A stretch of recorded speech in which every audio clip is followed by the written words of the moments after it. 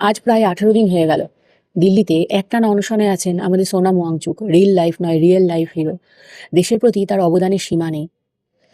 লাদাখে জল সংরক্ষণের জন্য বরফ স্তূপা তৈরি করেছেন, ভারতীয় সেনাবাহিনীকে সাহায্য করার জন্য সামরিক সোলার টেন্ট উদ্ভাবন করেছেন। তার অবদানের কথা যতই বলি কম বলা হয়।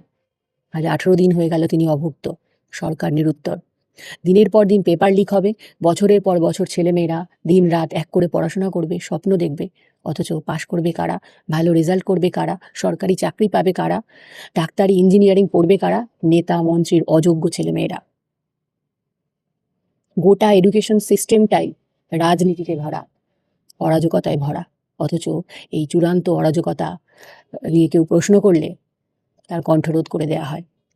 সঠিক কারণে উত্তর চেয়ে কেউ নীরবে অনশন করলে তাকে উপেক্ষা করা হয়, তার অনশনকে, তার আত্মত্যাগকে গ্রাহ্য করা হয় না। আজকে সোনাম ওয়াংচুকের মতো মানুষকে যদি আমরা হারিয়ে ফেলি, সরকারের বা এডুকেশন সিস্টেমের কোনো হেলদোল হবে না।